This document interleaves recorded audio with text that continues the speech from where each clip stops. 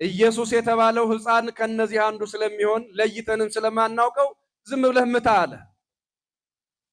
እንግዲህ ለአንድ ሕፃን 144,000 ሕፃናት አብረው አለቁ ማለት ነው። በዚህ ምክንያት አንድ ጥያቄ እንጠይቃለን። እነዚህ ሕፃናት ለምንድነው ያለ ኃጢአታቸው የሞቱት? ለምንድነውስ ያለ በደላቸው የተገደሉት? እነዚህን የሚጠብቃቸው አምላክ የለም? ደግሞ የገብርኤል ይባስ እንጂ የቅዱስ ገብርኤል የሉቃስ ወንጌል ምዕራፍ 2 ላይ የማቴዎስ ወንጌል ማቴዎስ ምዕራፍ 2 ቁጥር 14 ጀምሮ እንደተጻፈው ዮሴፍን በሕልሙ አነጋገረው እንዲህ ሲል ሕፃኑንና እናቱን ይዘህ ወደ ግብፅ ምድር ሀገር ሂድ እያለ መንገድ መርቶ ብላቴናው ኢየሱስ ክርስቶስ በስጋ በአመቱ በመለኮቱ ዘመን አይቆጠርለትም፣ በስጋ ዘመን ይቆጠርለታል። 2 ዓመቱ ነው። በእናቱ ጀርባ ይዘህ ወደ ግብፅ ምድር ወደ ምድረ አፍሪካ ሂድ አለ። እናቱ ድንግል ማርያም የፈጣሪው እናት ስለሆነች ነው። እሷን ከሞት እንድታመልጥ እንድትድን አድርጎ ለሌሎቹ ወላጆች ያላዘነ ለምንድን ነው? ለአምላኩ እናት መንገድ ጠቁሞ መንገድ አሳይቶ ለጌታው እናት መንገድ ጠቁሞ መንገድ አሳይቶ ያለ ጊዜዋ እንዳታዝን አድርጎ ያውም በሕልም አናግሮ ሽማግሌው ዮሴፍን ከሐዘን እንድትድን ያደረገ መልአክ ቅዱስ ገብርኤል ለምንድነው 144,000 ሕፃናትን ለወለዱ እናቶች ያላዘነ? የነሱ ልጆች እንደታቀፏቸው አንገታቸው ሲቀላ ምን ይሰማዋል ቅዱስ ገብርኤል? እግዚአብሔር የለሾች ነው የሚሆን እኮ። ምናልባት ያመልኩ የነበሩ በእምነት የነበሩ ሰዎች እግዚአብሔር ቢኖር ለነዚህ ሕፃናት አያዝንም እንዴ? ድንግል ማርያም ቅዱስ ገብርኤል መርቷት ከዚያም በቅዱስ ዑራኤል መሪነት ወደ ምድረ አፍሪካ ስትመጣ በጣም የሚገርማችሁ ያስከተለቻቸው ሰዎች ናቸው የሚደንቀው። ያስከተለችው እስኪ ስሙን ሽማግሌው ማን ነበር ስሙ?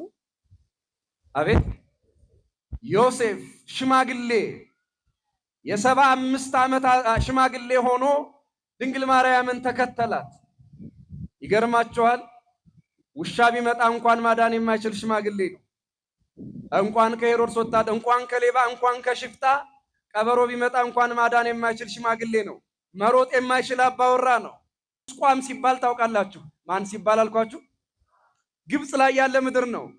ድንግል ማርያም ውሃ ለመነች፣ ግብፃውያንን ከለከሏት። ምን አሏት አልኳችሁ? እንዲያውም እንዲህ የሚል አለ በድርሰታችን ላይ መለኮት ጓላ ሶበጸማ ከመደቂቅ ዘይሰፍሮ በህፍኑ ለማየ ባሕር እሙቅ። ጥልቅ ውቅያኖስን በእጁ የሚሰፍረው በእጁ የሚለካው ጌታ እንደ ሰው እንደ ሕፃን በተጠማ ጊዜ አልቦም ሰባ ሀገር ዘያምራለ ጽድቅ። እነሆ ከሀገሪቱ ሰዎች ጽድቅን የሚያውቃት የለም። ሰአልክዎሙ ማየ የውሃቡኒ በሕቅ። እነሆ ውሃ ለመንኳቸው ጥቂት እንኳን አልሰጡኝም። ውሃ ጎልኩ ለወልዴ አሳእኖ ዘወርቅ። እንኳን ውሃ ሊሰጡኝ የልጄን ጫማ ሰረቁኝ ብላ ድንግል ማርያም አዝናለች። ውሃ ጠምቷት ሄሮድስ ሕፃናትን ስለገደለ እንዳይገርማችሁ ሚስቱን ስልጣኔን ልትቀማይ ትችላለች ብሎ ሚስቱን የገደለ ሰው ነው። 2 ልጆቹን የገደለ ሰው ነው ሄሮድስ። እጽዋት አዝርዕት ለምልመዋል። ያለፈ ዓመት ድርቃቸውን ትተዋል። የደፈረሰ ውሃ እንኳን ጠርቷል። በዚህ ወቅት እንደምታውቁት የደፈረሰ ውሃ ጥሩ ነው የሚሆነው። የደፈረሰው ሰማይ ንጹህ ነው የሚሆነው። ከደመና ጀርባ የነበረችው ፀሐይ ፈገግ ብላ ለጋ ብርሃኗን የምትሰጥበት ጊዜ ነው። ታዲያ የደፈረሰ ውሃ የሚጠራበት ይሄ ወቅት ላይ ሰው ከእግዚአብሔር ተለይቶ የደፈረሰ ሕይወት ይዞ የሚኖር ከሆነ ለውሃው ነው አዲስ ዓመት እዚህ ሀገር ማለት ነው። ቢያንስ እሱ ሕይወቱ ውሃነቱ ንጹህ ሆኗል፣ ጠርቷል። የጨቀየው ምድራችን ደረቅ ብለዋል።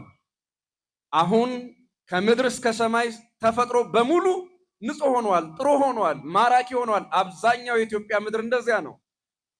ጸደይ የሚባለው የበልጉ ጊዜ ነው። በጋው ካለፈ በኋላ የሚመጣ በበጋና በክረምት መካከል ያለው ወቅት ነው ጸደይ የሚባለው።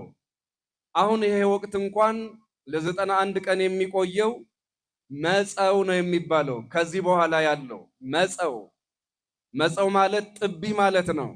የክረምቱ ጊዜ አልፎ ሰማይ ብሩህ ሆኖ የሚታይበት፣ ምድር አረንጓዴ ሸማ ለብሳ የምትታይበት የለውጥ ጊዜ ማለት ነው። መጸው ይባላል። ይሄ ምን አልኳችሁ? ዘመነ መጸው ነው የሚባለው ይሄ። ስለዚህ በቤተ ክርስቲያናችን ትምህርት እዚህ ወቅት ላይ ዘመነ ጽጌን አብረን እናስባለን። ትንሹ ጊዜ እሱ ነው። ከመስከረም 26 ጀምሮ ያለው ይሄ ወቅት ዘመነ ጽጌ የአበባ ጊዜ ማለት ነው። እመቤታችን ቅድስት ድንግል ማርያም ስደት የወጣችው በግንቦት 24 ነው። ነገር ግን የኢትዮጵያ ኦርቶዶክስ ቤተክርስቲያን ሊቃውንት ጽጌ ወይም ደግሞ ስደቷን ለማሰብ ከወቅቱ ጋር የሚሄድ ድንግል ማርያምን በአበባ ልጇን በፍሬ ወይም ደግሞ ድንግል ማርያምን በፍሬ ልጇ ኢየሱስ ክርስቶስን በአበባ እየመሰሉ ለመናገርና ለማስተማር እንዲመች ብለው አባቶቻችን ይህንን ወቅት የእመቤታችን ቅድስት ድንግል ማርያምን የልጇን ስደት እንድናስብ ስርዓት ሰሩልን ማለት ነው። አንዳንድ ምዕመናን ወይም አብዛኞቻችሁ አላውቅም ትጾማላችሁ። ጽጌ ጾም ታውቃላችሁ አይደል? ብዙም በተለይ እናቶች ትጾማላችሁ፣ አባቶች፣ ሴቶች። ይሄ የፈቃድ ጾም ነው። ምናልባት ብዙዎቻችሁ ይህን እንኳን የምትስቱት አይመስለኝም። በቤተ ክርስቲያናችን 8ኛ ጾም የለም። በፈቃዳችሁ መጾም ትችላላችሁ። ከ50 ቀን ውጪ ከፋሲካ ጾም ውጪ የትኛውንም ጾም መጾም ትችላላችሁ። ማለት 50ው የፋሲካ ቀን ግን ጾም የለበትም፣ የተከለከለ ነው። እንኳን ስደቷን አስባችሁ ሌላውንም መጾም ትችላላችሁ እያልኩ ነው። ነገር ግን አንድ ነገር መረዳት ማወቅ ግዴታ ነው። ምናልባት የፍስክ ምግቦችን ሲመገቡ ካህናቱ ወይም ሌላው ሰው ራሳችሁን እንደ ጻድቅ ሌላውን እንደ ኃጢአተኛ የምትቆጥሩ ከሆነ ግን አለመጾም ይሻላል። መጽሐፍ አንተ ግን በምትጾምበት ጊዜ ራስህን ተቀባ፣ ፊትህን ታጠብ ይላል። የማቴዎስ ወንጌል ምዕራፍ 6 ቁጥር 16 ላይ ፊትህን ታጠብ፣ ራስህን ተቀባ ማለት በመጽሐፍ ቅዱሱ ቅባት የሚባለው ዘይት አለ። ለምግብ ይሆናል፣ ለመብራት ይሆናል፣ ለፊትና ለፀጉር ቅባት ይሆናል። እሱን ነው ፊትህን ተቀባ የሚለው። የዘይት አይነት ነው ይሄ ዘይት። እስኪ ልጠይቃችሁ፣ ዘይት ከውሃ በታች ቢያደርጉት ይሰጥማል? ከስር ይሆናል? አቤት። ከውሃ በታች ብታድ ማለት መጀመሪያ እቃው ላይ ዘይቱን አድርጋችሁ ከዛ ውሃ ብታፈሱ ከላይ የሚሆነው ውሃ ወይስ ዘይቱ? ዘይቱ ነው። ከላይም ብታረጉት ራሱ ዘይት ነው፣ ከታችም ብታረጉት ራሱ ዘይት ነው። ዘይት አይቀበርም፣ የግድ ወደ ላይ ነው የሚወጣው። ራስህን ተቀባ ማለት ለሁሉ የሚታይ ፍቅር ይኑርህ፣ የማይደበቅ ፍቅር ይኑርህ፣ ለሁሉም የሚታይ ፍቅር ይኑርህ። አንተ በምትጾምበት ጊዜ ራስህን ተቀባ ማለት እሱ ነው እንጂ ከሱፐር ማርኬት ገዝተህ ፊትህ ያብለጭልጭ ማለት አይደለም። እሱም በእርግጥ ፊትህ አይጠውልግ አንዱ ትምህርት ነው። ዋናው ትምህርት ግን ፍቅር ይኑርህ ማለት ነው። ዘይት ማለት እሱ ነው። በማቴዎስ ወንጌል ምዕራፍ 25 ላይ የሚገኙ 5 ሰነፍ ሴቶችም ማሰሮ ይዘው ዘይት አልያዙም ማለት ኢየሱስ ክርስቶስ ሙሽራ ሆኖ ሲመጣ ላምባ ይዘሃል አልያዝክም ብሎ የሚከራከር ሆኖ አይደለም። ዘይቱ እሱ አይደለም። ምንድነው የጎደላቸው ነገር ያላችሁ እንደሆነ የጎደላቸው እነዚህ ማሰሮ ይዘዋል ሰነፎቹ 5 ሴቶች፣ ነገር ግን ዘይት አልያዙም። በዚህ ምክንያት የሙሽራው አዳራሽ ተቆለፈባቸው። አርኅወነ ንባ፣ ሙሽራ ሆይ መተናል ክፈትልን ባሉት ጊዜ አማን አማን እብለክን እያምረክን፣ እውነት እውነት እላችኋለሁ አላውቃችሁም ያላቸው ስለማያውቃቸው አይደለም፣ ዘይት ስላልያዙ ነው። ምንድነው ይሄ ዘይት? ክርስቲያኖች ፍቅር ይባላል። ይሄ ዘይት ምን አልኳችሁ? ሰማያዊው ሙሽራ የእናንተን ጾም የኛን ጾም የሁላችንን ጾም የሚያውቀው ፍቅር ሲኖረው ነው። ዘይት ይባላል እሱ። እነዚህ 5ቱ ሰነፎች ማሰሮ ይዘዋል። ማሰሮ ምንድነው? ሃይማኖት ነው። ሃይማኖት አላቸው፣ አንዳንድ ስርዓቶችንም ይፈጽማሉ። ነገር ግን ዘይት የላቸውም። ዘይት ሳይኖራቸው ወደ እልፍኝህ ወደ አዳራሹ አስገባን አሉት። እውነት እውነት እላችኋለሁ አላውቃችሁም አላቸው። እግዚአብሔር የሚወደውና የሚያውቀው ጾም እንዲሆንላችሁ፣ ግዳጅ የሚፈጽም ጾም ጸሎት እንዲሆንላችሁ ክርስቲያን የምትጾሙ በዚህ ወቅት በየትኛውም የፈቃድ ጾም የምትጾሙ ክርስቲያኖች ዘይት ሊኖራችሁ ይገባል። ግብዝነት የሌለበት፣ ሌላውን መንቀፍ የሌለበት ጾም ሊሆን ይገባል። እኛ ያለ ማስመሰል የምንጾመው በዋናነት 7ቱን አጽዋማት ብቻ ነው። ያለ ማለት ያኔ ትትና የለውም። አትበላም እንዴ ጾም እኮ ነው ለምን እበላለሁ እኔ እንዳንተ ወዳም መሰልኩ እኔ እኮ ክርስቲያን ነኝ ብለን ልንናገር ሁሉ እንችላለን። መቼ? በሰባቱ አጽዋማት። ይሄኛው ግን በግል ነው። ይቅርታ ይሄንን ጾም እኔ አልጾምም፣ አንቺ መብላት ትችላለህ ትችያለሽ ብለን የምንመልሰው እንጂ ይሄንን ማጾም ብለን የምንናገርበት የምንከራከርለት ይሄ የፈቃድ ጾም ይባላል። የምትጾሙ ሰዎች ደስ ላይላችሁ ይችላል፣ ግን የቤተ ክርስቲያን ስርዓት ነው። የምን ጾም አልኳችሁ? በፈቃዳችሁ ትጾማላችሁ፣ የእመቤታችንን በረከት ታገኛላችሁ። ግን በረከት እንዲሆነው እንዳልኳችሁ ዘይት እንዳይጎድል ነው። ዘመነ ጽጌ በሌላ መልኩ መቼ ነው ስደቷን ቤተክርስቲያን የምታስበው ያላችሁ እንደሆነ ስደቷን የልጇንም መከራ ምናልባት በውዳሴ ማርያም በቅዳሴ ማርያም ተረጋግታችሁ ትርጓሜውን ሰምታችሁ ከሆነ የእመቤታችን መከራ ስደቷ የሚታሰበው በመደበኛው የእመቤታችን ጾም ላይ ነው። የእመቤታችን ጾም መቼ ነበረ? ነሐሴ 1 እስከ 15 ያለው ቀን ወይም 16 መጨረሻው እስከሱ ባለው ጊዜ የኢትዮጵያ ኦርቶዶክስ ተዋሕዶ ቤተክርስቲያን ያንን ነው የምታስበው። እናንተም እንግዲህ አይበቃንም መጨመር እንፈልጋለን ካላችሁ ምንም ችግር የለውም።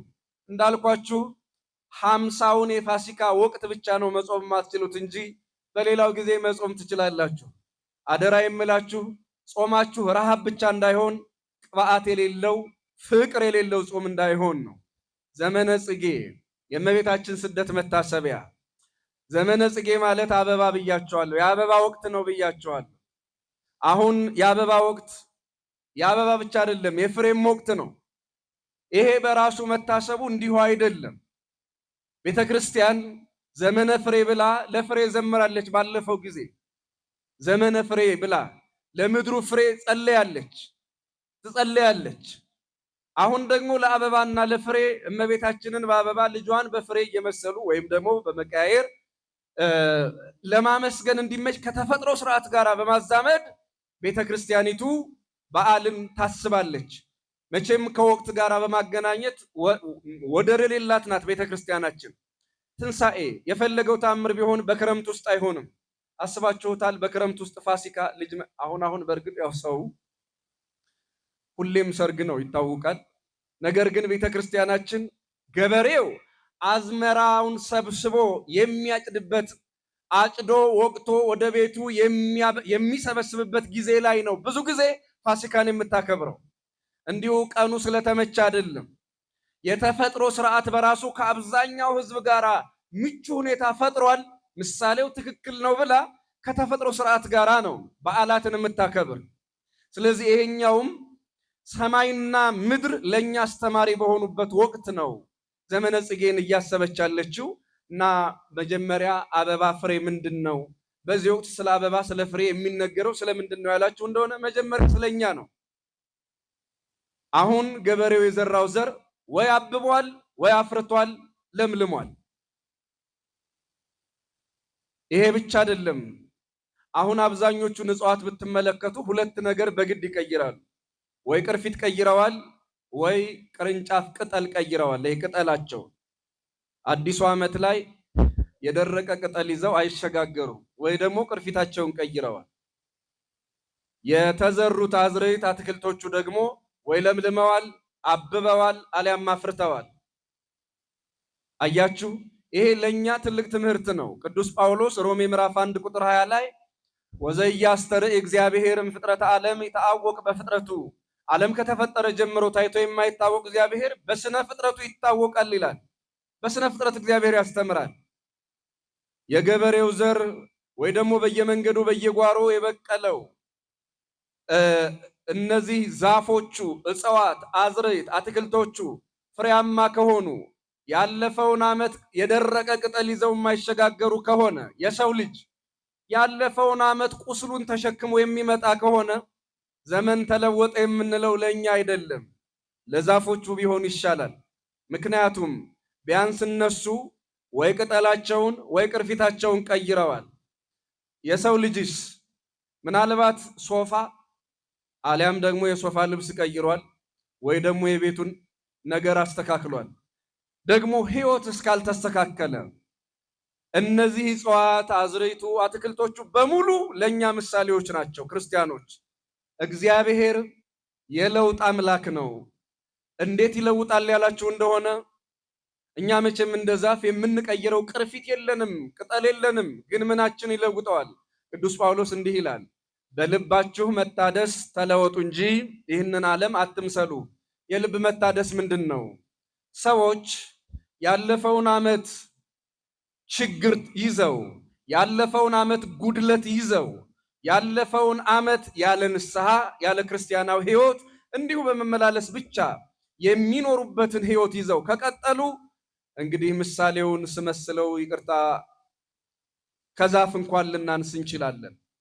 ዛፍ ተለውጦ ነው አዲሱን ዓመት የሚቀበለው። ዘመነ ጽጌ የምንለው ከዛፍ ከእጽዋት ከአዝርዕት የተነሳ ነው፣ የአበባ የፍሬ ጊዜ ለማለት ስለሆነ እነሱ ለውጥ ላይ ናቸው። እኛ ያለፈው ዓመት ቁስላችን ዛሬም ከኛ ጋር ከሆነ፣ ያለፈው ዓመት ጉድለታችን፣ ያለፈው ዓመት ድርቀታችን ከኛ ጋር ከሆነ፣ የህሊና ድርቀት፣ የሰላም ድርቀት፣ የፍቅር ድርቀት ይዘን፣ የበረከት የጸጋ ድርቀት ይዘን እዚህ ዓመት ላይ ከመጣን በለመለመ ምድር ላይ የደረቀ ህይወት ምን ይሰራል? ክርስቲያኖች፣ ከዛፎቻችን ጋራ ከእጽዋት ከአዝርዕቱ ጋራ የለመለመውን ህይወት መድኃኔዓለም ለሁላችን ይስጠን። ህይወት ደርቆ ለምለም ምድር ምን ይሰራል? እኛ ከለመለመው ምድራችን ጋራ የለመለመ ህይወት ነው የምንመኘው። ቤተክርስቲያንም የአበባ ጊዜ የምትለው እንዲሁ ዝም ብሎ መልክዓ ምድሩ ስለሚያምር የመልክዓ ምድር ውበት ማርኳት አይደለም። የሰው ውበትም በመልክዓ ምድሩ እንዲማር ነው እግዚአብሔር በስነ ፍጥረቱ ስለሚያስተምር። ስለዚህ አንድ ጥያቄ ራሳችንን ጠይቀን እንሸጋገራለን። እጽዋት አዝርዕት ለምልመዋል። ያለፈ ዓመት ድርቃቸውን ትተዋል። የደፈረሰ ውሃ እንኳን ጠርቷል። በዚህ ወቅት እንደምታውቁት የደፈረሰ ውሃ ጥሩ ነው የሚሆነው። የደፈረሰው ሰማይ ንጹህ ነው የሚሆነው። ከደመና ጀርባ የነበረችው ፀሐይ ፈገግ ብላ ለጋ ብርሃኗን የምትሰጥበት ጊዜ ነው። ታዲያ የደፈረሰ ውሃ የሚጠራበት ይሄ ወቅት ላይ ሰው ከእግዚአብሔር ተለይቶ የደፈረሰ ህይወት ይዞ የሚኖር ከሆነ ለውሃው ነው አዲስ ዓመት እዚህ ሀገር ማለት ነው። ቢያንስ እሱ ህይወቱ ውሃነቱ ንጹህ ሆኗል፣ ጠርቷል። የጨቀየው ምድራችን ደረቅ ብሏል። አሁን ከምድር እስከ ሰማይ ተፈጥሮ በሙሉ ንጹህ ሆኗል፣ ጥሩ ሆኗል፣ ማራኪ ሆኗል። አብዛኛው የኢትዮጵያ ምድር እንደዚያ ነው። በነገራችን ላይ ክርስቲያኖች ስለ ሀገራችን እንኳን እግዚአብሔርን ለማመስገን በቂ ምክንያት አለን። ተውት ሌላውን፣ እግዚአብሔር ባርኮ የሰጠን ምድርና ሀገር አለ። መቼም ከኔ በላይ ሌላ ዓለም የምታውቁ ሰዎች ትኖራላችሁ። ቢያንስ ሌላውን ተውትና ጎረቤት ሀገር እንጀራ ተጋግሮ ውሎ ማደር ይችላል? እዚህ ሀገር የአዲስ አበባው እንጀራ ላይጨምር ይችላል። ቶሎ ነው የሚያረጀው አውቃለሁ። ስንት ቀን ያለ ፍሪጅ እንዲሁ ተጋግሮ ውሎ ማደር ይችላል? 4 ቀን ሳይበላሽ። በሌላው ዓለም እኮ ይሄ የሚታሰብ አይደለም። ክርስቲያኖች ከተገገረም ከተሰራም ወጡ ቶሎ ብሎ በፍጥነት ወደ ፍሪጅ ነው መግባት መቀበር ነው ያለበት። እኛ እኮ እውነቴን ነው የምላቸው አብዛኞቻችን ክረምት ከበጋ ልብስ አልቀየርንም። አስገዳጅ ነገር የለብንማ። የበጋውም ተስማሚ ፀሐይ ያለን፣ ለክረምቱም ያን ያህል የሚያሳስብ ክረምት የለብንም። ክርስቲያኖች እኛ እንዲሁ እንደዋዛ ሰው እንኳን ድንገት ቢወድቅ የሚበቅልበት ሀገር ላይ እየኖርን በሌላው ዓለም ደግሞ በተለመነ በተገዛ መሬት አፈር በተገዛ ሳር ያውም ደግሞ በየቀኑ ሕክምና የሚደረግለት ሳር፣ እዚህ የሰው ሕክምና የለም። እዚያ ሳር እየታከመ ለምለም በሚሆንበት ሀገር በሰው ጉልበት ድንገት የሰው አቅም ቢያንስ ተፈጥሮ መኖር በማያስችልበት ሀገር ሰዎች ቢያንስ እንደ ስጋ ሀብታሞች ናቸው። በስጋ ሀብታሞች፣ እኛ ደግሞ ሀብታም ምድር ድሃ ህዝብ። በጣም ነው የሚያሳዝነው። እዚያ ደግሞ ሀብታም ህዝብ ድሃ ምድር፣ ምንም የተፈጥሮ የኔ የሚሉት ነገር የሌለ። ምናልባት ያው እንግዲህ አንዳንድ ነገሮች ይኖራሉ። ለማንኛውም በተፈጥሮ እንኳን ቢሆን እንቁ ዕጣ እየተባለ ስለ ካም የሚነገረው በዚች ሀገር ጉዳይ ነው። እንቁ ዕጣ እንቁጣጣሽ እያልን የምንተርከው ታሪክ ላይ እንቁ ዕጣ ወጣሽልኝ በአማርኛ ሲነገር እንግዲህ ካም አማርኛ ተናጋሪ ነው ልንል አንችልም። የሀገሩን ቋንቋ ይዞ ሲተረጎም ግን እንቁጣጣሽ የሚለው ምድረ ኢትዮጵያን ባዩ ጊዜ የካም ልጆች እንቁ ዕጣ ወጣሽልን ሲሉ ነው እኛም እንቁጣጣሽ የምንለው። ደግሞ ይህንን ሀገር ያዩት ኢትዮጵያ ላይ የደረሱት በወርሃ መስከረም ነው። ሰማይ ምድሩ ባጌጠበት በጣም ደስ የሚል ወቅት ላይ በዚያ ወቅት ነው ከወንድሞቼ ዕጣ ይልቅ ያማረ ዕጣ ወጣልኝ ለኔ፣ እንቁ ዕጣ ወጣልኝ ለኔ ሲል ካም ተናግሮታል፣ ልጆቹ ተናግረውታል የሚሉ ለዚህ ነው እንቁ ዕጣ ነበረ። ዳሩ ግን ምን ይሆናል? እንቁ ዕጣ የወጣለት ህዝብ በሰላም መኖር ካልቻለ፣ በፍቅር መኖር ካልቻለ፣ በክብር ተከባብሮ መኖር ካልቻለ፣ ወጥቶ መግባት ካልቻለ ምን ይሻል? ሌሎቹ ሲኦል የሆነው ሀገራቸውን ገነት ያደርጉታል። እኛ ገነቱን ሲኦል ካደረግነው ሁሉ ነገር ስጋት ከሆነ ምን ጥቅም አለው? አምላካችን እግዚአብሔር በተፈጥሮ ስርዓት ውብ ያደረጋት ምድራችንን ሕይወታችንን ውብ ያደርግልን ዘንድ የሱ ፈቃድ ይሁንልን። ወጥቶ መግባት ያለ ስጋት እንዲሆን፣ ወጥቶ መግባት፣ ውሎ መግባት፣ ተኝቶ መነሳት፣ ተነስቶ መግባት፣ መተኛት፣ እነዚህ በሙሉ ስጋት የሌለባቸው ቢሆን፣ ፍቅር ቢሆን፣ ሰላም ቢሆን ክርስቲያኖች የኛ ሀገር ታሪክ አንዳንዴ ሳስበው መቼም እዚያ ዮሐንስ አካባቢ የኔና የዘማሪት አዜብ ሰፈር የኔ በአገልግሎት የሷ ደግሞ በውልደት የሰባራ ባቡር ይባላል።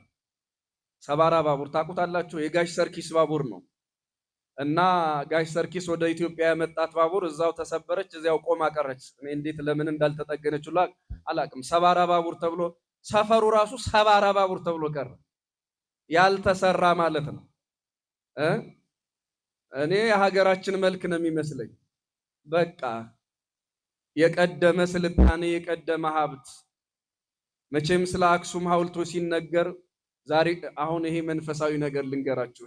አሁን ስለ ድንጋይ ምን አገባን የሚል ሰው ስላለ ተውት። እኔ የሀገር ሀብት ልነግራችሁ ነው። የሚያምረው ዕውቀታችን፣ የሚያምረው ጥበባችን ዛሬ ላይ የሀገርም የወገንም ጉዳይ አሳሳቢ ሲሆን ያሳዝናል።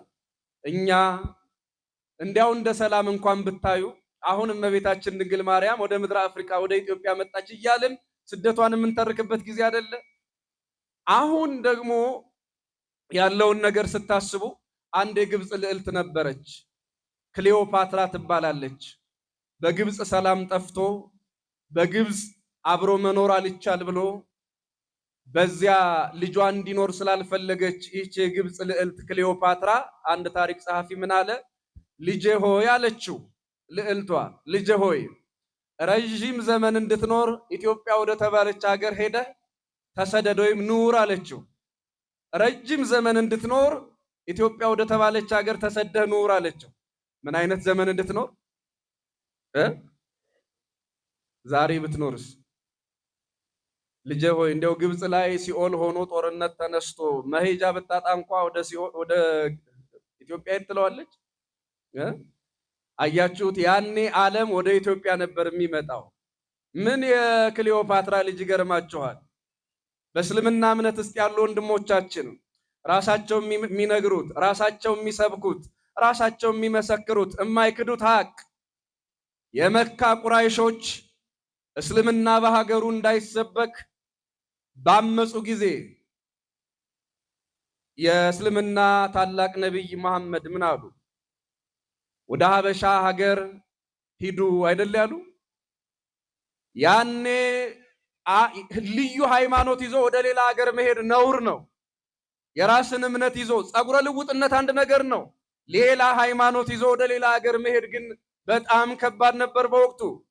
ኢትዮጵያውያን የኛን ሃይማኖት ካልያዛችሁ እዚህ ሀገር መኖር አትችሉም የማይሉ ሰው በሃይማኖቱ መኖር ይችላል የሚሉ የሰውን ነፃነት የሚያከብሩ ዓለም ጨለማ ላይና ድንቁርና ላይ በነበረበት በዚያ ዘመን እንኳን የሰውን መብትና ነፃነት የማይጋፉ ኢትዮጵያውያን ክርስቲያኖች ነበሩ በዘመኑ።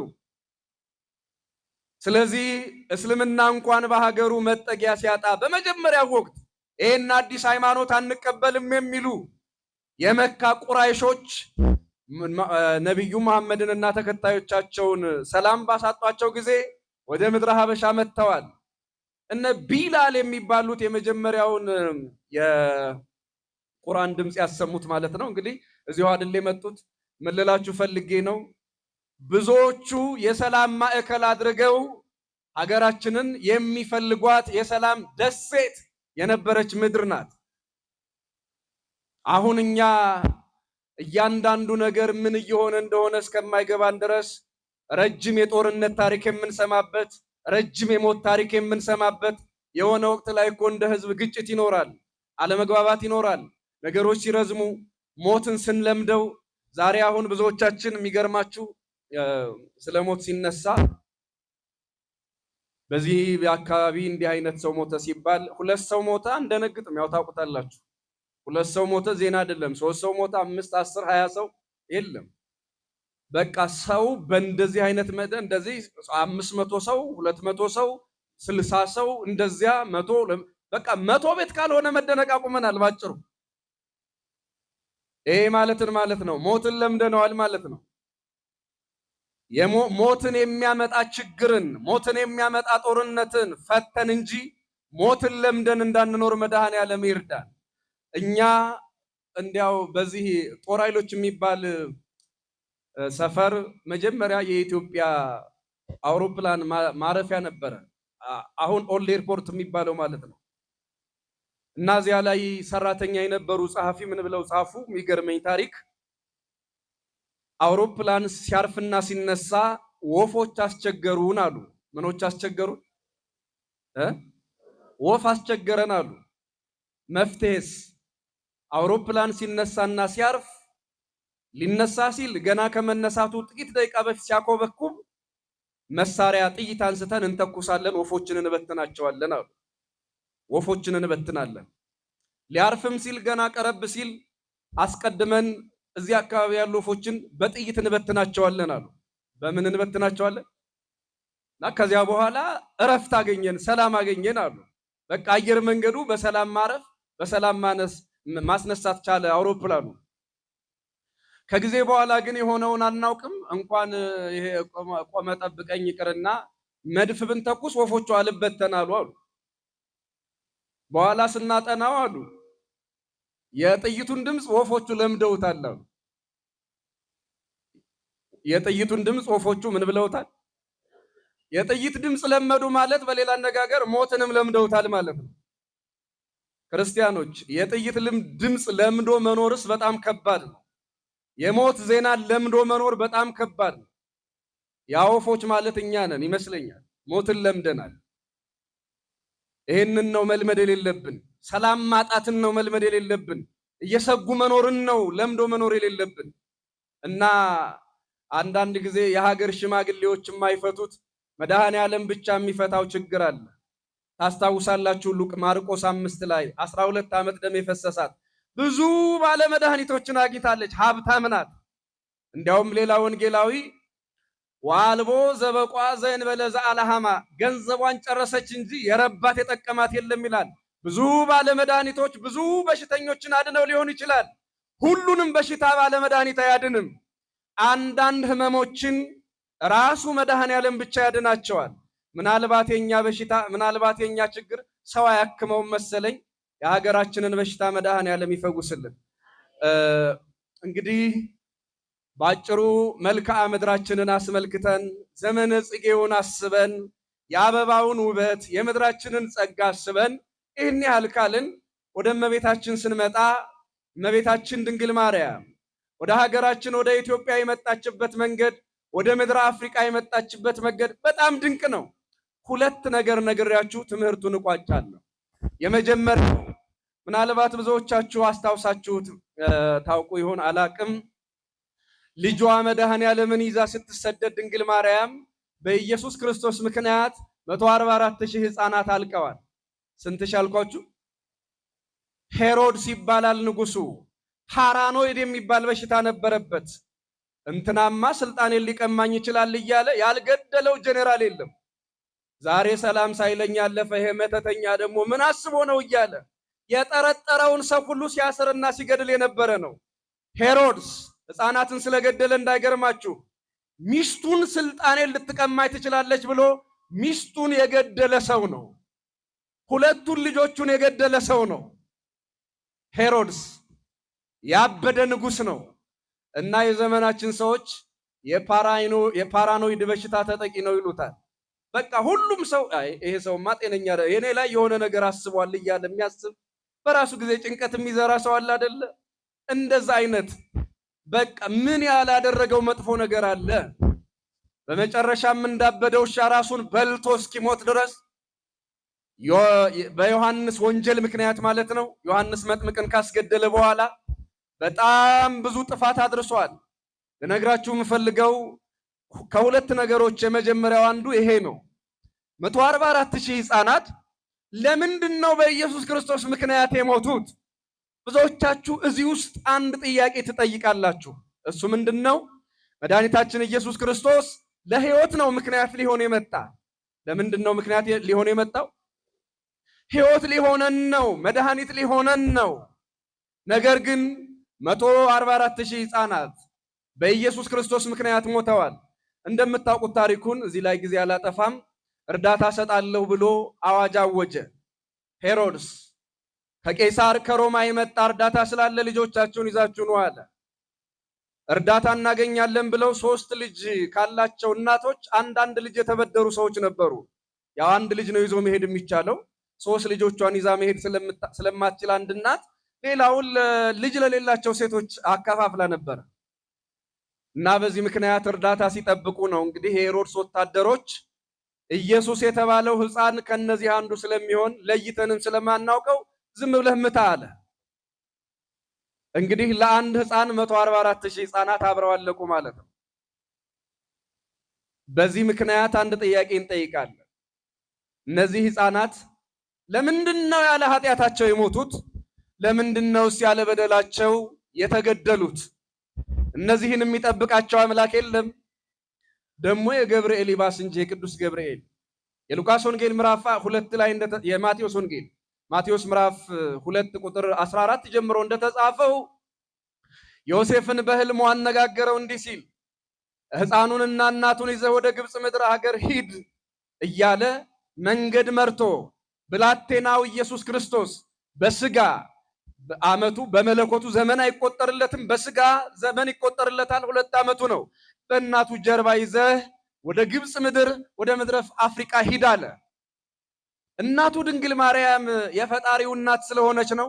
እሷን ከሞት እንድታመልጥ እንድትድን አድርጎ ለሌሎቹ ወላጆች ያላዘነ ለምንድን ነው?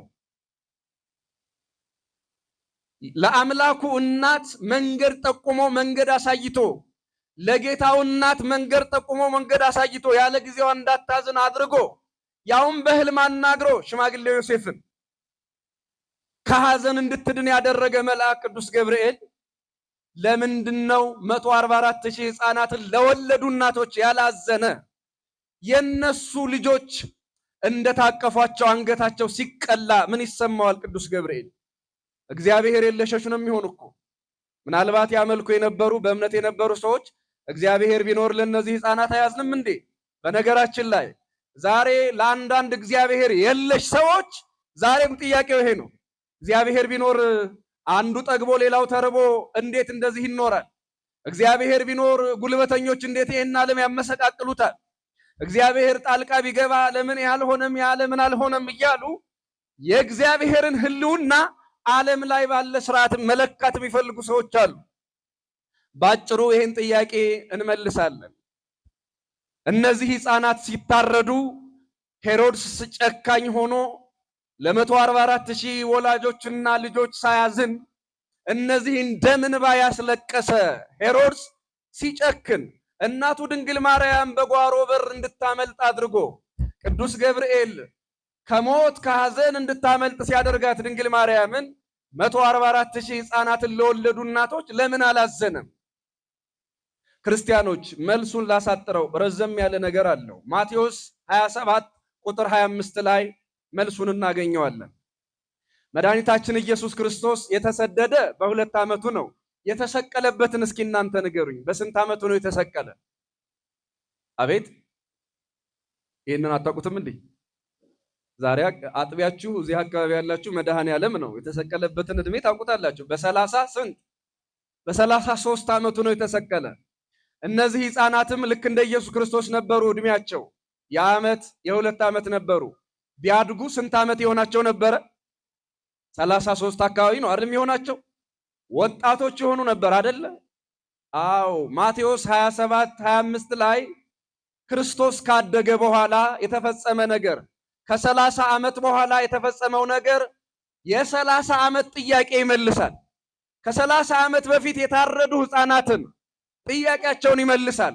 የእናቶች እንባ የሚመለሰው ከ30 ዓመት በኋላ ነው። ለምን? ቅዱስ ገብርኤል ድንግል ማርያምን በጨለማ እንድታመልጥ አድርጎ 144,000 ሕፃናት እንዲሞቱ ለምን ፈለገ የሚለው መልሱ ይሄ ነው። ማቴዎስ 27-25 ላይ ምን ሆነ? መድኃኒታችን ኢየሱስ ክርስቶስ ሲሰቀል ጲላጦስ ምን አላቸው? እኔ ከዚህ ጻድቅ ሰው ደም ንጹሕ ነኝ ብሎ እጁን ታጠበ። እኔ ከዚህ ጻድቅ ሰው ደም ንጹሕ ነኝ ብሎ እጁን ምን አለ? ብትሰቅሉት ብትገሉት እኔ ደሙ የለብኝም ከደሙ ንጹሕ ነኝ አለ። አይሁድ ተሰብስበው ምን አሉ? ደሙ በእኛና በልጅ ልጆቻችን ይሁን አሉ። ደሙ በእኛና በማን ይሁን? በነገራችን ላይ ይሄው ዛሬም ድረስ የመጽሐፍ ቅዱስ ኪዳን እየተፈጸመ ነው። በእኛ ብቻ ይሁን አላሉ። በእኛና በማን ይሁን አሉ? ይሄው የልጅ ልጆቻቸው ዛሬ ዋጋ ይከፍላሉ። አይረንዶም በሉት የብረት ጣሪያ ለብሳለች እስራኤል። የብረት ጣሪያ ማለት እንኳንስ መሳሪያ ያልተወረወረ የማይታወቅ ወፍ እንኳን ቢበር ተመቶ ሊወድቅ ይችላል። ራዳር ካላየው ከተጠረጠረ ምን ማለት ነው? ከላይ ራዳሩ አለ አይረንዶም የሚሉት ሌላም እስራኤልን ሰማይ የሚጠብቅ ምናልባት ይሄንን አምልጦ የሚመጣ የጠላት ጦር ካለ ደግሞ እያንዳንዱ እስራኤላዊ በግድ የሚሰራው ዋሻ አለ። ከላይ የብረት ጣሪያ ከታች የቀበሮ ጉድጓድ ቤታቸው ውስጥ መስራት ግዴታቸው ነው እስራኤላውያን። በ75 ዓመት ውስጥ እፎይ ብሎ ማደር አይቻልም እዚህ ሀገር ውስጥ። ይሄው እንደ ሀገር ከተሰራች 75 ዓመት ሆኗታል። ማን የበረረ ወፍ ወይም በተወረወረ ዘንግ በበረረ ወፍ የሚደነግጡ ይሏቸዋል አባቶቻችን። ምን ሊሆን ይችላል እየተባለ የሚደነገጥበት በስጋት የሚኖርበት ሀገር ደሙ በእኛና በልጅ ልጆቻችን ይሁን አሉ። ምናልባት ያ ደም ይሆናል ዛሬም እዚህ ሀገር ላይ ሰላም የሚያሳጣ። ደሙ በእኛና በልጅ ልጆቻችን ይሁን፣ አንተ ግን ከደሙ ንጹሕ ነህ አሉት። ከተመልከቱ ይህንን ሊቃውንቱ ምን ብለው ጠየቁት? እነዚያ ሕፃናት ቢያድጉ ኖሮ እነዚያ በ2 ዓመታቸው በ1 ዓመታቸው የተገደሉ ሕፃናት ቢያድጉ ኖሮ ስንት ዓመት ነበር ይሆናል ያላችሁኝ? አሁን 33 32 ነበር የሚሆኑት። ከአባቶቻቸው ጋር ይሰቀል እኛ ከደሙ ንጹሕ ነን፣ እኔ ከደሙ ንጹሕ ነኝ ብለሃል አንተ፣ ደሙ በእኛና በልጅ ልጆቻችን ይሁን እያሉ ከአባቶቻቸው ጋር ክርስቶስ እንደሚያፈሱ ነበረ። ይህን ሊቃውንቱ ምን ብለው አብራሩት? የነዚያ መሞት ከመይሳተፉ በክእዮ ደመ ክርስቶስ ምስለ አበዊሆሙ፣ የክርስቶስን ደም በማፍሰስ ከአባቶቻቸው ጋር እንዳይተባበሩ፣ እንዳይበድሉ፣ ኃጢአት እንዳይሰሩ እግዚአብሔር አስቀድሞ በአበባነታቸው የአይሁድ ኃጢአት ሳይነካቸው፣ የአይሁድ ክፋት ሳይነካቸው፣ ክርስቶስ ይሰቀል ብለው ሳይጮሁ አምላካችን ክርስቶስ ንጹሕ ስንዴ ሆነው እያሉ ከኃጢአት በተለዩበት ጊዜ፣ ከርኩሰት በተለዩበት ዓመት ንጹሕ መስዋዕት አድርጎ ወደ ቤቱ ወደ መንግስቱ ጠራቸው። የሐዲስ ኪዳን ሰማዕታት ሲባልም ክርስቲያኖች የሐዲስ ኪዳን ሰማዕት እስጢፋኖስ ስለ ክርስቶስ በመናገር ነው ቀዳሚው የሚሆነው። በክርስቶስ ምክንያት በመሞት ግን 144,000 ሕፃናት ይቀድማሉ። ስለዚህ የመጀመሪያዎቹ የሐዲስ ኪዳን ሰማዕታት አድርጎ ሊጠራቸው፣ ከኃጢአት ሊለያቸው አምላካችን ክርስቶስ ወሰዳቸው። እግዚአብሔር ትክክል ነው ወይስ ተሳስቷል? አቤት ምን አላችሁ? አፋችሁ ግን ሞራል ይሄ ምንድነው ጎሎታል፣ በራሱ አልተማመነም።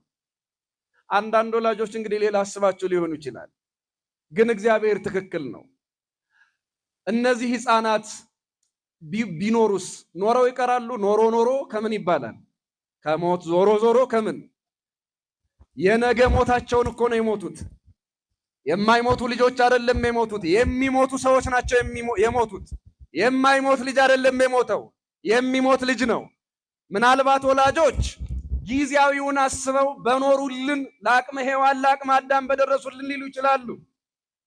እግዚአብሔር ግን ለአቅመ አዳም እንዲደርሱ አይደለም፣ ለአቅመ መንግሥተ ሰማያት እንዲደርሱ ነው የሚፈልገው። እግዚአብሔር ለዘላለማዊ ሕይወት እንዲበቁ ነው የሚፈልገው እንጂ ጎጆ ሰርተው ትዳር ይዘው ልጅ ወልደው ይህንንማ ጥለውት ይሞታሉ።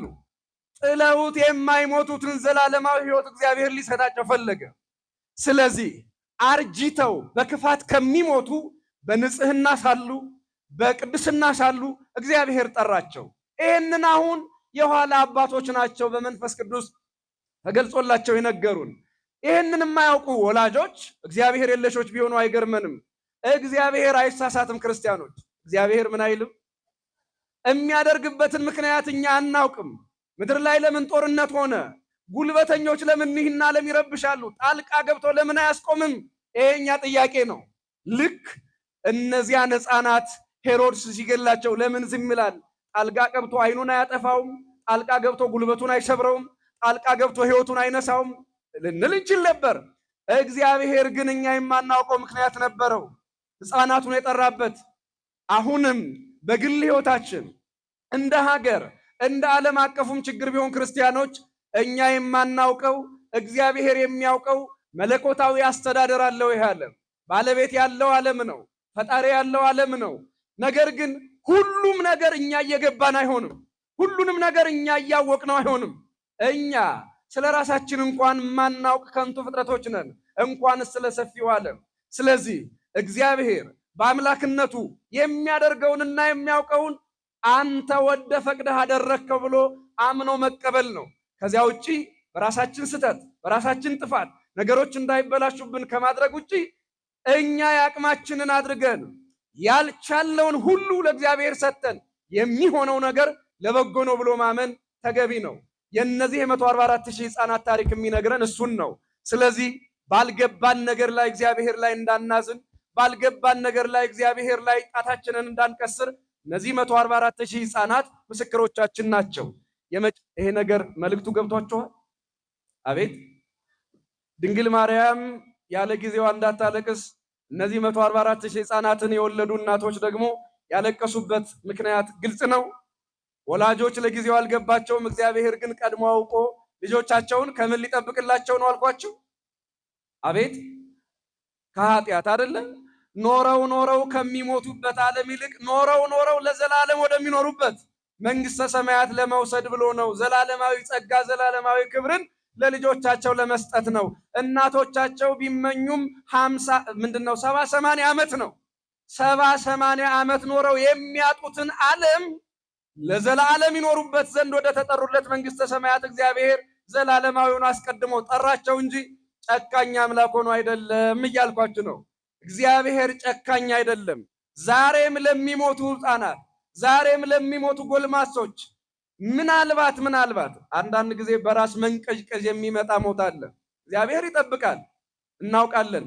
ግን ይሄ ደግሞ ሌላ ማብራሪያ ስለሚፈጅ አሁን ይሄንን ሌላ ጊዜ እዚህ ያሉ ብስል መምህራን አሉ ይነግሯቸዋል። ሁለተኛውን ነገር ልንገራችሁ።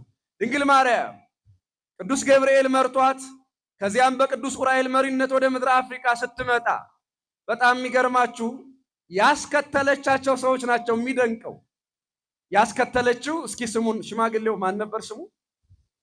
አቤት ዮሴፍ ሽማግሌ የ75 ዓመት ሽማግሌ ሆኖ ድንግል ማርያምን ተከተላት። ይገርማችኋል። ውሻ ቢመጣ እንኳን ማዳን የማይችል ሽማግሌ ነው። እንኳን ከሄሮድስ ወታደር፣ እንኳን ከሌባ፣ እንኳን ከሽፍታ ቀበሮ ቢመጣ እንኳን ማዳን የማይችል ሽማግሌ ነው። መሮጥ የማይችል አባወራ ነው። በጣም የሚገርመው ግን ድንግል ማርያምን በቤተልሔም በዚያ እሷ ባደገችበት ቦታ እሷ ክርስቶስን ባሳደገችበት ስፍራ ናዝሬት ላይ ሲያገኟት ቤቷን አይተውታል። የዮሴፍን ቤት ምንም ብዙ የሚረባና የሚማርክ አይደለም። ወርቅ የገበሩለት ሕፃን እዚያ ቤት ውስጥ መኖር እንደሌለበት ገብቷቸው ነገስታቱ የባቢሎን ነገስታት እባክሽ ልጅሽንና አንቺን ይዘንሽ ወደ ባቢሎን እንሂድ ብለዋት ነበረ። ነገር ግን በምድራውያን ሰራዊት ምናልባትም ከሄሮድስ በገዘፈ ትጥቅ የተደራጁ ነገስታት ታጅባ ባቢሎን መሄድን አልፈለገችም። ሄሮድስ የሚፈራቸው ብዙ ሰራዊት ያስከተሉ ነበሩ። ግን እነሱን ተከትላ በእነሱ ታጅባ ወደ ባቢሎን መሄድ ትችል ነበር። ምናልባት ይሄንን የምነግራችሁ ስለ ሁለት ነገር ነው። አንደኛው የኛ ጌታ ፈርቶ ተሰደደ ብለው ለሚያስቡ ሰዎች አምላካችን ፈርቶ አይደለም የተሰደደ፣ ሌላ ታሪክ አለው። ድንግል ማርያም ፍርሃት ብቻ አይደለም ያሰደደ። አዎ ፍሪ ሰው ናት፣ እናት ናት፣ ፈርታለች። ከፍርሃቷ በላይ ግን ትንቢት አለ። ምን አለ አልኳችሁ? ኢየሱስ ክርስቶስ እንደሚሰደድ በትንቢተ ኢሳይያስ ላይ ምዕራፍ 19 ተጽፏል። እንዲሁም በትንቢተ ሆሴዕ ተጽፏል። አምላካችን እግዚአብሔር እንደሚሰደድ ተጽፏል። እሱን ትንቢቶቹን ለጊዜው ይቆየንና ትንቢቱን ለመፈጸም ክርስቶስ ተሰዷል። ፈሪ ትንቢት አያናግርም። ድንገት ነው ፍርሃት የሚመጣበት። አምላካችን ኢየሱስ ክርስቶስ የተሰደደው ፈርቶ አይደለም። ብዙ በርካታ ነገሮች አሉ። ከነሱ አንዷን ብቻ ነው የምነግራችሁ። ኢየሱስ ክርስቶስ ለምንድን ነው የተሰደደው?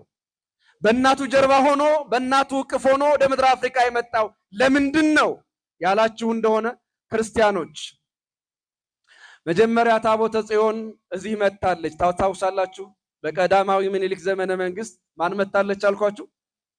አቤት ታቦተ ጽዮን። ለሷ የሚሆን ነገር የለም። እዛ ምድረ እስራኤል ላይ ሀገሪቱ ራሱ 2000 ዓመት ፈርሳ ነበረ። ስለዚህ ታቦተ ጽዮን ወደዚህ ምድር መምጣት ነበረባት። መጣች። ኢትዮጵያ የቃል ኪዳኑ ታቦት ማረፊያ ነበረች ናትም። ቀጥሎስ ድንግል ማርያም ከልጇ ከኢየሱስ ክርስቶስ ጋር ወደዚህ ወደ ምድረ አፍሪካ ስትመጣ ሌላ በረከት፣ ሌላ ታሪክ አለ። ለምሳሌ በኦሪት ዘፍጥረት ምዕራፍ 14 ላይ የምናገኘው አንድ ታላቅ ካህን አለ። መልከ ጼዴቅ ይባላል። ማን አልኳችሁ? በደም በዘር ከተሰላ የካም ወገን ነው። የካም ወገን ማለት የኛ ወገን ማለት ነው። የካም ልጅ ነው። እሱ ዘመዶችን ማርልኝ እያለ ይጸልይ ነበር። ስለዚህ አምላካችን እግዚአብሔር ልጅ ዘመዶችህን እምርልሃለሁ፣ በስጋ ማርያም ተወልጄ ተገልጬ እምርልሃለሁ ብሎ ለመልከ ጼዴቅ ቃል ኪዳን ገብቶለት ነበር። ያን ቃል ኪዳን ለመፈጸም አምላካችን ኢየሱስ ክርስቶስ በእናቱ በድንግል ማርያም ጀርባ ተጭኖ ወደዚህ ምድር መጣ። የመልከ ጼዴቅን ቃል ኪዳን ለመፈጸም አያችሁ ክርስቲያኖች፣ ኢየሱስ ክርስቶስ በእናቱ ጀርባ ሆኖ ወደዚህ ምድር ሲመጣ መቼስ በሌላው ዓለም ስለ ስደቱ ሲነሳ መጻሕፍት ናቸው የሚናገሩ። ኢትዮጵያ ላይ ግን ምድር ነው የሚመሰክረው። ምድር ተውት መጽሐፉን። ለምሳሌ የዛሬውን ፖለቲካ አያርገውና እኔ ያውቃለሁ፣ ቢያንስ 3 ቦታዎች አውቃለሁ። ሀገረ ማርያም፣ ተዝካረ ማርያም የሚባሉ አገሮች ነበሩ። አገሮች ስላችሁ አካባቢዎች ማለት ነው። ተዝካረ ማርያም፣ ሀገረ ማርያም። አሁን አንዳንዶቹ ያው ይሄ የዘመናችን ብሽቅ ፖለቲካ እየቀየራቸው ይመስለኛል። ሀገረ ማርያም ማን አልኳችሁ? አሁን ይሄ በአጋጣሚ እንዲያው ዝም ብሎ ሀገረ ማርያም ተብሎ የወጣ አይደለም። በሆነ አጋጣሚ አይደለም፣ ታሪካዊ ምክንያት አለው። እነዚህ ቦታዎች ምናልባት አንዳንዶቹ በአካል ባትረግጣቸውም ድንግል ማርያም መምጣቷን ሲሰሙ እንዲህ ብለው ሰይመዋል። ሌሎቹ ደግሞ በትክክል ማርፋበት በዚያ መንገድ ተራምዳበት ሲሆን ይሄማ ያቺ ኢየሱስ እናት ያረፈችበት ያቺ ትንቢት የተነገረላት ሴት የሄደችበት ያደረችበት ተብሎ ሀገረ ማርያም፣ ተዝካረ ማርያም ተብሎ የተጠራ አለ። አንድ ሁለተኛ፣ በሌላው ዓለም ላይ ክርስትና ቢመሰከር በመጽሐፍና በመምህራን ነው። እዚህ ምድር ላይ ግን ክርስትና የሚነገረው የሚሰበከው በመጽሐፍትና በመምህራን አይደለም። ምድር ምስክር ነው። ለዚህ የመጀመሪያው መቼስ ግሸንን የማያውቅ የለም። እኔ ባለኝ መረዳት ደግሞም ሌሎች ከኔ ከፍ ያሉ መምህራንን ጠይቄ በተረዳሁት መንገድ እግዚአብሔር መስቀል አድርጎ የፈጠረው ምድር የለም። ሀገራችን ኢትዮጵያ ግን መስቀሉ ሲቀመጥባት አስቀድሞ እግዚአብሔር ምድርን ሲሰራ መስቀል አድርጎ የሰራት ምድር ኢትዮጵያችን ላይ ብቻ እኮ ነው ያለች። ክርስቲያኖች ምድር መስቀል ሆኖ ለመስቀሉ ሳጥን ሆኖ የተፈጠረ ምድር ለመስቀሉ ሙዳይ ሆኖ የተፈጠረ ሀገር አምጡ ከተባለ ግሸን ኢትዮጵያ ላይ የሚገኘው አምባሰል ወረዳ ላይ ያለው ግሸን ደብረ ከርቤ ነው እንጂ ሌላ የትም ምድር ላይ መስቀል ሆኖ ለመስቀሉ የተሰራ ምድር የትም የለም። ክብር ምስጋና ለዚህም ጸጋችን፣ ክብር ምስጋና ለዚህም ክብራችን ይሁንልን። በሌላው ሀገር ምናልባት እኮ ለአንዳንድ ጉዳይ መሬት ሲቆፈር የጨረቃና የጣዖት ምስል ነው የሚገኘው። ሌላም የሚያምልከው ጣዖት ቅሪት ነው ከከርሰ ምድር የሚገኘው። ኢትዮጵያ ላይ እዚህ አዲስ አበባ ዙሪያ እንኳን በአንድ መንፈሳዊ ጉዞ የጎበኘሁት አለ። ስሙን የረሳሁት፣ ምናልባት ምዕመናን ጉዞ ስታደርጉ አይታችሁት ሊሆን ይችላል። በአዲስ አበባ ቅርብ ርቀት ላይ ያለ የአንድ ገበሬ የእርሻ ስፍራ የነበረ ምናልባት በሆነ አጋጣሚ እዚያ የገበሬው የሚያርሰው ስፍራ ላይ ምን እንዳለ የማያውቅ ግን እንዲሁ ጤፉን ምኑን እያጨደ የሚወስድ ገበሬ ነበረ። በኋላ ከጊዜ በኋላ ከእርሻው በታች እንዴት አይነት አስደናቂ ቤተ መቅደስ ተገኘ መሰላችሁ? ያውም ደግሞ 400 ዓመት ያስቆጠረ። ይሄ ትንሹ ነገር ነው። እዚህ ሀገር መሬት ሲቆፈር ወይ የመስቀል ወይ የብራና መጻሕፍቶቻችን ቅሪት ነው የሚገኘው። ስለዚህ እዚህም ሀገር ህዝብ ክርስቲያን ብቻ ሰው ብቻ አይደለም ክርስቲያን፣ ምድር ክርስቲያን ሆኖ ያየነው ብራና ተሸክሞ ታቦት ተሸክሞ መስቀል ተሸክሞ የሚገኘው የሺህ ዓመት አንዳንዴ ደግሞ የ1500 ባጭሩ ከ400 በላይ ባሉ ቁጥሮች ላይ አብያተ ክርስቲያናት ከርሰ ምድር ላይ ተቆፍረው የሚገኙ እኛ ሀገር ላይ ነው እስካሁን። ክብር ምስጋና ለዚህም ታሪካችን ለዚህም ጸጋችን። በእውነት ዳሩ ምን ይሆናል እንግዲህ ይሄ ሁሉ ጸጋ ባለባት ምድር ድንግል ማርያም የሰጠችን በድርሳነ ዑራኤልም እንደተጻፈው ህዝቧን አስራት በኩራት አድርጎ ይሄንን ምድር ደግሞ ርስት አድርጎ ለእናቱ ለድንግል ማርያም ሰጣት የሚል ጽሑፍ አለ በብዙ መጻሕፍቶቻችን ላይ። አዎ እኛ የቅድስት ድንግል ማርያም የአስራት የቃል ኪዳን ልጆቿ ነን። አርፋበታለች። ግብፃውያን ውሃ ለመናቸው፣ ውሃ ከልክለዋታል። እኔ ነብዩ ኢትዮጵያዊው ሊቅ ቅዱስ ያሬድ ስለ ኢትዮጵያ ሲናገር ሀገረ እግዚአብሔር የእግዚአብሔር ሀገሩ እያል እንደ ግብፅ ምድር ያልሆነች ምድር ይላታል። ተውት፣ እንደ ኢትዮጵያውያን ስለሆን ኢትዮጵያን ለማሞካሸት እንዳይመስላችሁ ልቀንሰው። ለማንኛውም ቁስቋም ሲባል ታውቃላችሁ። ማን ሲባል አልኳችሁ? ግብፅ ላይ ያለ ምድር ነው። ድንግል ማርያም ውሃ ለመነች፣ ግብፃውያንን ከለከሏት። ምን አሏት አልኳችሁ? እንዲያውም እንዲህ የሚል አለ በድርሰታችን ላይ መለኮት ጓላሶ በጸማ ከመደቂቅ ዘይሰፍሮ በህፍኑ ለማየ ባሕር እሙቅ። ጥልቅ ውቅያኖስን በእጁ የሚሰፍረው በእጁ የሚለካው ጌታ እንደ ሰው እንደ ሕፃን በተጠማ ጊዜ አልቦም ሰባ ሀገር ዘያምራ ለጽድቅ። እነሆ ከሀገሪቱ ሰዎች ጽድቅን የሚያውቃት የለም። ሰአልክዎሙ ማየ የውሃቡኒ በሕቅ። እነሆ ውሃ ለመንኳቸው ጥቂት እንኳን አልሰጡኝም። ውሃ ጎልኩ ለወልደየ አሳእኖ ዘወርቅ። እንኳን ውሃ ሊሰጡኝ የልጅን ጫማ ሰረቁኝ ብላ ድንግል ማርያም አዝናለች።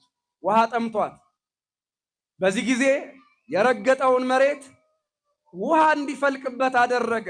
ድንግል ማርያም የቆመችበትን ይችላል አይችልም? እግዚአብሔር እንዴ! እንኳን ልጇ ኢየሱስ ክርስቶስ ይቅርና ሙሴ ኪስ ከማትሞላ ጠጠር ድንጋይ ግማሽ ሚሊዮን ሕዝብ ከድንጋይ ላይ ውሃ እያመነጨ አጠጥቷል። ስለዚህ ይሄ ድንቅ አይደለም? ድንግል ማርያም የቆመችበትን ስፍራ ልጇ ኢየሱስ ክርስቶስ ባረከው። ውሃ እንደ ፋውንቴን ወጣ ዘለለ። ድንግል ማርያምና ልጇ ሰሎሜ ዮሴፍ ጠጡ፣ ደስ አላቸው። የሀገሪቱ ሰዎች እንጠጣ ሲሉ ውሃው መራራ ሆነባቸው። ዛሬ ቁስቋም እየተባለ እንደ ጠበል የምንጠመቀው ኢትዮጵያውያንም ክርስቲያኖች እየሄዱ የሚጠመቁት በረከት የሚያገኙት ይሄ ታሪክ የተፈጸመበት ስፍራ ነው። ድንግል ማርያምስ ወደ ኢትዮጵያ ስትመጣ ከዚያ የተለየ ነው። ምንድነው ያላችሁ እንደሆነ ነብዩ ዕንባቆም ይመሰክርልናል። አይጻዳተ ኢትዮጵያ የኢትዮጵያ ተራሮች ሲደነግጡ አየሁ አለ። የኢትዮጵያ ተራሮች ምን ሲሉ አየሁ? ክርስቲያኖች አሁን ከዚህ ስትወጡ ምናልባት ሎተሪ የቆረጣችሁ ሰዎች 20 ሚሊዮን ብር ደርሷችኋል ብትባሉ ኖርም ትንሽ ደንገጣትሉ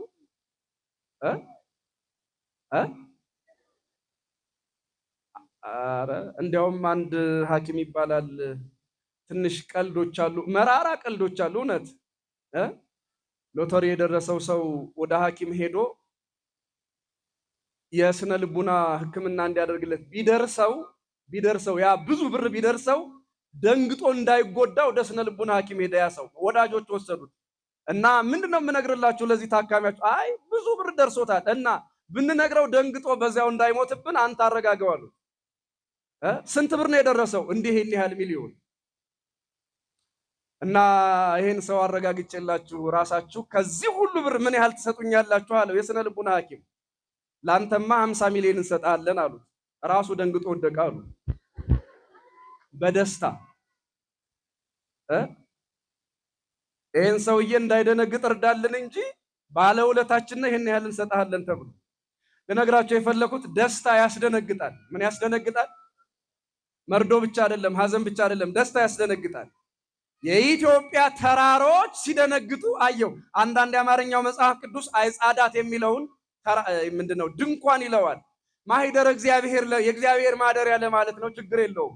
እኔ የምፈልገው ግን ተራራ የሚለውን ቀጥተኛ ትርጉም ነው። የኢትዮጵያ ምኖች አለ ተራራዎች ሲደነግጡ አየው። ዕንባቆም ምዕራፍ 3 ላይ እኮ ነው ይሄ ቃል። ምን ነው ያስደነገጣቸው? ድንግል ማርያምን አይተው ልጇን አይተው የኢትዮጵያ ሕዝቦች ማለት ነው። ለምንድን ነው ነብዩ ዕንባቆም ኢትዮጵያን ተራራ የሚል? መቼስ የትኛው ኤረር ተራራ አይደነግጥም እኮ ወይ ደግሞ ዛራ ስላሽን ሊደነግጥ አይችልም። ምንድነው የሚደነግጥ? ተራራ የተባለ ሕዝቡ ነው። ለምሳሌ ነብዩ ዳዊት መሰረታቲሃ ውስተ አድባር ቅዱሳን መሰረቶቿ የተቀደሱ ተራሮች ናቸው ይላል። ሐና፣ ኢያቄም፣ አብርሃም፣ ይስሐቅ፣ ያዕቆብ ተራራ ተብለዋል። የኢትዮጵያ ተራሮች ማለት የኢትዮጵያ ሕዝቦች ማለት ነው።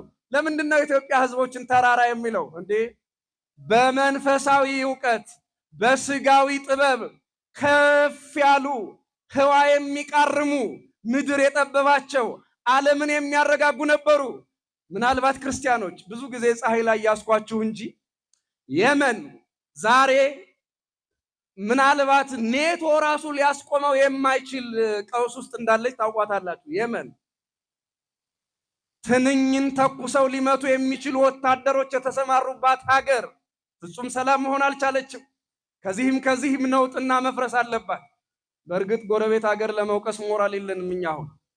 ለማንኛውም ግን አንድ ወቅት አጼ ገብረ መስቀል በነገሰበት ዘመን እዚያ የመን ላይ ያሉ ክርስቲያኖች በሰላም መኖር አልቻሉም። አብያተ ክርስቲያናችሁን አቃጥሉ፣ ዝጉ፣ ለጣዖት ስገዱ የሚል ፊንሐስ የተባለ አረመኔ ተነስቶ አስቸገራቸው የመን ላይ የነበሩ ክርስቲያኖችን። የግብፅና የኢየሩሳሌም ክርስቲያኖች ወደ ተባበሩት መንግስታት ድርጅት አቤቱታ አቀረቡ። ያኔ እንደዛ የሚባል ድርጅት የለም ያወቁት። ወደ ኢትዮጵያዊው ንጉስ ወደ አጼ ገብረ መስቀል ኃይልህ ከኃይላችን ይሻላል፣ አንተ በዚህ ሀገር የሚበጠብጠውን በጥባጭ አንድ መፍትሄ አብጅለት እባክህን ብለው የተማጽኖ ደብዳቤ ላኩት ወደ ኢትዮጵያዊው ንጉስ ወደ አጼ ገብረ መስቀል ነበረ። ካሌብ ማለቴ ነው። ወደ አጼ ካሌብ ወደ ኢትዮጵያ የተላከለትን መልእክት አይቶ አቅሜ ይፈቅድልኛል ምን ብሎ አያስብም። በወቅቱ የምስራቅ አውሮፓን ኃይል ሳይቀር ሊያንቀጠቅጥ የሚችል ምናልባት እንዲያው ራስ ወዳድና እንደሆን እንጂ ምናልባትም ከዓለም ኢትዮጵያ የአይን ሁሉ ማረፊያ በመሆኗ የምስራቅ አውሮፓ ክርስቲያኖች፣ የኢየሩሳሌም፣ የግብፅ ክርስቲያኖች አጼ ካሌብን ነበረ እርዳቸው፣ አድናቸው፣ ታደጋቸው፣ የመንን ሰላም አድርግላቸው ብሎ የተማጸኑ። አጼ ገብረ መስቀል ሄደ። በትንሽ ጊዜ ያንን ረባሽ በጥባጭ ሰው ከሀገሩ አጠፋ። ይገርማችኋል፣ የመን ላይ አጼ ካሌብ እንደ ንጉስ አይደለም የሚታወቀው፣ ቅዱስ ተብሎ ነው የሚከበረው። ዛሬ ባለው ታሪክ ለምን ይሄ ታሪክ ዕዳ ስላለባቸው ዛሬ አጼ ካሌብ ሲባል ባለውለታ ነው ለየመን። ምናልባት ዛሬም ቢሆን ሰላም ያደርጋት ይሆን ነበር እንዴ? አያችሁት? ወደኋላ ስትመለሱ ይሄ ህዝብ ይሄ ሀገር ተራራ ነው፣ ከፍ ያለ ማለት ነው፣ የተፈራ ማለት ነው፣ የተከበረ ማለት ነው። የዳቦና የቤት ጉዳይ አጀንዳው ያልሆነ እስከ ህንድ ውቅያኖስ ድረስ ሄዶ ሀገርን የሚያረጋጋ ለማንኛውም በብዙ መንፈሳዊና ስጋዊ በረከቶች የተትረፈረፈ ረድኤት በረከት የነበረው ሕዝብ ስለሆነ ነቢዩ ዕንባቆም ኢትዮጵያንና ኢትዮጵያውያንን የተራራ ምሳሌ አድርጎ የኢትዮጵያ ተራሮች በማለት ሕዝቡን ተራራ ይለዋል። ከተራራ ወርደን ሸለቆ ሆነናልና አምላካችን እግዚአብሔር ወደ ቀደመው ተራራነታችን ይመልሰን። እመቤታችን ቅድስት ድንግል ማርያም የረገጠችው በረከቷ ረድኤቷ የተመላለሰችበት ስደቷ በራሱ ለኛ በረከት ነው። ክርስቲያኖች፣ በነገራችን ላይ ድንግል ማርያም ስታዝን ልጇ አብሮ ማዘኑ አይቀርም። የሐዘን ስደት የደረሰበትም ሌላ አንዲት ምክንያት ልንገራችሁ። ለምሳሌ ድንግል ማርያም እሾህ ወቅቷታል ስትሰደድ፣ እንቅፋት መቷታል። ልጇ ኢየሱስ ክርስቶስም እንደዚያው። የስቅለቱን ነገር ብዙ አልሄድኩበትም። አንዲት ነገር ብቻ ልንገራችሁ። ድንግል ማርያም ስትሰደድ የሔዋን እርግማን በእሷ ላይ አርፎ እንዳይመስላችሁ ሌላ ነገር አለ። ዮሐንስ አፈወርቅ ድንግል ማርያምን እንዲህ ብሎ ያመሰግናታል። ወኮነት ፈዳይተ ዕዳሃ ለሔዋን፣ የሔዋን ዕዳ ከፋይ ሆነች ይላታል ድንግል ማርያምን። እስኪ አብራችሁ ይበሉ፣ የሔዋን በሉ፣ ዕዳ ከፋይ ሆነች። ሔዋን ዕፀ በለስን በላች። ዘፍጥረት ምዕራፍ 3 ላይ በዚህ መብላቷ ምክንያት እሾህና አሜከላ ይብቀልብሽ ተብላ ተረገመች። ወይም አዳምም ሔዋንም ተረገሙ በበሉት ዕፀ በለስ ምክንያት። እሾህና አሜከላ ምን ይበልብህ? ይብቀልብህ ተባለ። ዘፍጥረት ምዕራፍ 3 ላይ ድንግል ማርያም እሾህ ሲወጋት ካያችሁ እንግዲህ በታሪክ ከሰማችሁ ያ በሔዋን ምክንያት የመጣው መርገም የሔዋን ዕዳ ከፋይ ስለሆነች አንድ። ሁለተኛ ኢየሱስ ክርስቶስ ደግሞ በዛሬው ዕለት በዕለተ ዓርብ በ27ኛው ቀን ቤተክርስቲያን ስታስበው የእሾህ አክሊል ደፍቶ እናየዋለን። ምን ደፍቶ አልኳችሁ? አቤት! እሾህና አሜከላ ምን ይበልብህ ነበር ያለ? መጀመሪያ ይብቀልብህ አለ። ተመልከቱ ክርስቲያኖች፣ አዳምን እሾህና አሜከላ ይብቀልብህ ብሎ የረገመው ጌታ የዮሐንስ ወንጌል ምዕራፍ 19 ቁጥር 1 ላይ የጲላጦስ ጭፍሮች የእሾህ አክሊል በራሱ ላይ አኖሩበት ይላል። የምን አክሊል? እሾህና አሜከላ ይብቀልብህ ብሎ አዳምን ረግሞታል። ያንን እርግማኑን እንዳነሳለት የሚወጋውን የኃጢአት እሾህ እንደነቀለልን የሚወጋንን የሚያደማንን የኃጢአት እሾህ ከምድራችን ላይ እናስወገደልን ለማመልከት እሾህና አሜከላ ይብቀልብህ ብሎ የተናገረውን ያዘዘውን ያንን እሾህ እሱ በራሱ ላይ ደፍቶት አይተነዋል። በዛሬው ዕለት ቤተክርስቲያን ይህንን እሾህ ነው የምታነሳው። አሁን እሾሁ ኃጢአት ነው፣ እሾሁ በደል ነው፣ እሾሁ መርገም ነው። መርገማችንን ነቅሎ በጽድቅ እንዳከበረን ለማመልከት ስደቱ ወደ ቀደመው ሀገራችን ወደ መንግስተ ሰማያት እንደመለሰን ለማስረዳት ሲሰደድ አየነው። እኛ ስደተኞች ነን ክርስቲያኖች። ምኖች ነን አልኳችሁ? ስደተኞች ስላችሁ ከሆነ ሀገር መጣችሁ አዲስ አበባ በምን እሱን አይደለም። ወይም ከሌላ ሀገር የመጣችሁ ሰዎች ካላችሁ እሱን አይደለም። ሱዳናዊ፣ ኤርትራዊ እሱን አይደለም። ሁሉም ዓለም ስደተኛ ነው። እንዲያውም ልንገራችሁ፣ ሁላችን ዲዮስፖራ እንባላለን። ምን አልኳችሁ? እስኪ በተለመደው ዲያስፖራ ምን አልኳችሁ? ሁላችንም ዲያስፖራ ነን። እስኪ በማርያም ይችን ንገሩኝና ትምህርት የለው ዲያስፖራ ማለት ምን ማለት ነው? ትክክለኛውን መልስ የሰማሁት ሀብታም። ምን ማለት ነው? ሀብታም። ኧረ እባክሽ እስኪ የመጀመሪያውን ቃል ተመልከት። መነሻው ቃል የእንግሊዝኛውን ቢሆን ዲስፐርስ የሚለው ይመስለኛል።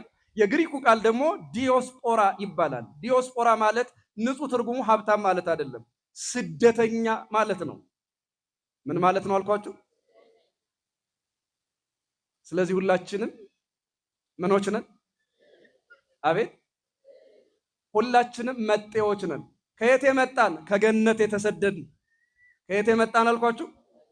የገነት መጤነ። ሁሉም ከየትም የመጣ የለም። ኦሮሚያ ላይ በቅሎ የተገኘ ሰው የለም። ትግራይ ላይ፣ አማራ ክልል ላይ፣ ጋምቤላ ላይ፣ አፋር፣ የትም ምድር ላይ ወይ ደግሞ ዓለም አሜሪካ፣ አውሮፓ በቅሎ የተገኘ ምንም ሰው የለም። ሁላችንም የበቀልነው መጀመሪያ የት ነበረ? አቤት!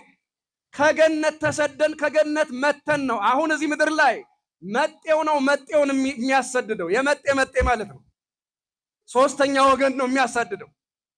የስደተኛ ስደተኛ ማለት ዲዮስፖራ ስደተኛ ማለት ነው። የመጀመሪያው ስደተኛ አዳም ሔዋን ናቸው። እዚህ ምድር ላይ በስደት ኖሩ፣ ወለዱን፣ በዛን፣ ተባዛን። መጀመሪያ ምድርን የያዘው ባለርስት። አረ ባለርስት ብሎ ነገር የለም። ሁላችንም ስደተኞች ነን። ለዚያ ነው ኖረን የምንሞተው። ስደተኛ መኖሪያ የለውም። መኖሪያችን በሰማይ ነው። ስለዚህ ክርስቶስ አምላካችን በዕፀ በለስ ምክንያት ተሰዳችሁ ነበረ አለ። ስደት ከገነት ጀመረ። እዚህ ምድር ላይ መጣን። በተሰደድንበት ዓለም ስደተኛ ሆኖ ወደ ቀደመው ሀገራችን ወደ ቀደመው ክብራችን ሊመልሰን በእናቱ ጀርባ ሆኖ ተሰደደ። ወደ ቀደመ ሀገራችን ሊመልሰን በእናቱ ጀርባ ሆኖ የተሰደደልን መድኃኔዓለም ስሙ ይክበር ይመስገን። የሚያደማ የሚያቆስል የኃጢአት እሾሃችንን ነቅሎ በራሱ ላይ የእሾህ ዘውድ ደፍቶ የአክሊል ዘውድ የደፋልን መድኃኔዓለም ይክበር ይመስገን። ዘመነ ጽጌ የእመቤታችን ረድኤት በረከት ከሁላችን ጋር ይሁን። ስብሐት ለእግዚአብሔር።